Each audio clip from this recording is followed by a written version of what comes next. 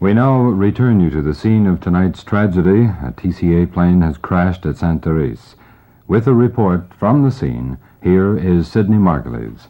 When you're standing out in pouring rain, every minute seems like an hour. And that's the way it is tonight. We're still waiting for the rescue operations, the search and rescue operations, to move into full force. And it's slow going. Men are arriving from Trans-Canada Airlines and volunteers who are experienced from the RCAF in the methodical search of a wreckage area. They're still waiting to install those necessary floodlights in the fields just located between the Laurentian Autoroute and Highway 11 where the plane crashed. That DCA jetliner, Montreal to Toronto, with 111 passengers and 7 crew members aboard. It's understood that no provincial premiers were aboard that plane. It had been rumored that several came to Montreal from Ottawa following the federal provincial conference and that they might have been on that plane, but we have received confirmation that no provincial premiers were aboard that ill-fated jetliner. November 29th, 1963, that fateful evening where TCA Flight 831 crashed about 32 kilometers north of Montreal near Ste-Therese de Blainville.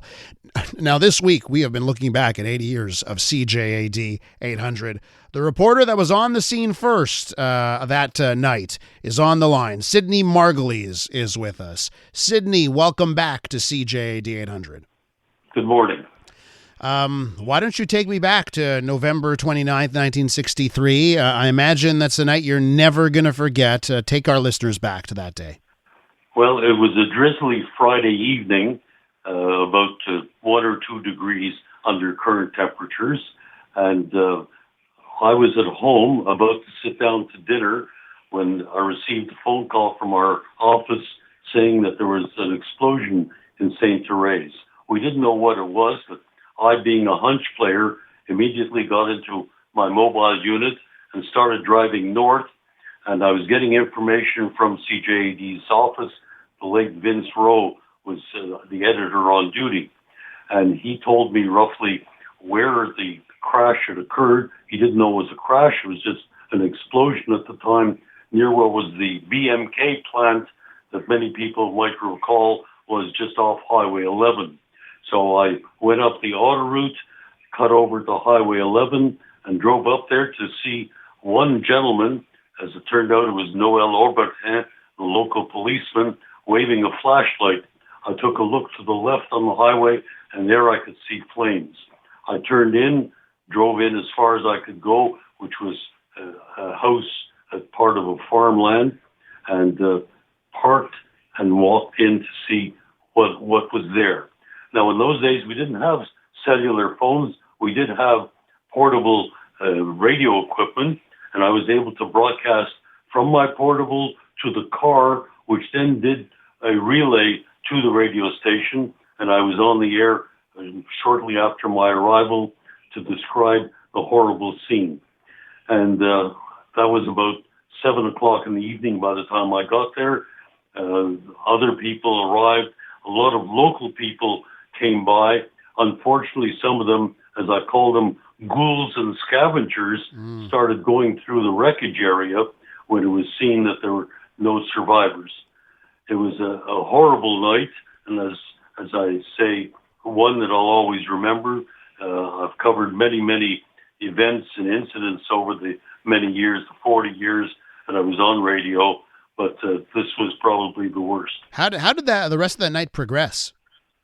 Well, basically what happened was the area was cut off.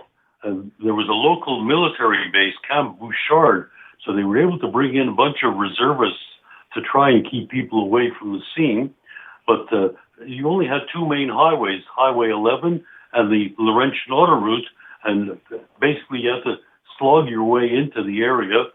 The late Herb O'Connell sent floodlights from his construction company, and with those they were able to flood the area so that rescuers could see what was taking place, except unfortunately there were no human beings to rescue. All we saw were, unfortunately, the charred pieces of a wreckage and pieces of human being, which was a sight that no one should ever have to see. Sidney, as you tell that story here, I'm looking back, and in 1963, CJAD, still relatively young, 18 years into its 80-year history. I imagine you as well, relatively young. Yes. I mean, let's just talk about, the impact CJAD had on the community then and how that progressed throughout your career at CJAD. Well, let me tell you a little bit. I started as a part-timer in 1957 when I was still at McGill, and then I joined the newsroom in 59 as a full-time employee, first as a writer, and then I became the first radio reporter in Montreal, basically at CJAD and in local radio. And the first story I covered was actually 1958, the kidnapping story of Joel Reitman of the Reitman family. But I guess you could say that the TCA crash was the start of my career. And over the years, the 60s and 70s, I covered God knows how many federal provincial conferences, Montreal City Hall, the Laporte kidnapping, across Laporte kidnappings, and all the events of the 60s and 70s, which gave CJAD its reputation. And eventually I was joined by Peter Sherman and Rick Lechner, and we were known as the Jewish Mobile Squad, and we covered anything and everything that occurred in the greater Montreal area. And can I tell you, we had Rick Lechner on earlier in the week, and he was talking about that. I guess let's wrap up by talking about the team that was assembled here at CJAD in the 60s and the 70s, and the newsroom that was here at CJAD. What do you remember most from those days?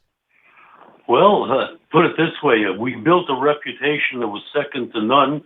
As a matter of fact, the late Senator Keith Davey used us as an example at a parliamentary hearing as to the importance of radio news, and he cited and had me appear at a committee in Ottawa at the time.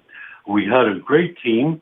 We had people starting, and I'll go way back for those people who will remember the late Hamilton Grant, Al Cawley, Rod Dewar.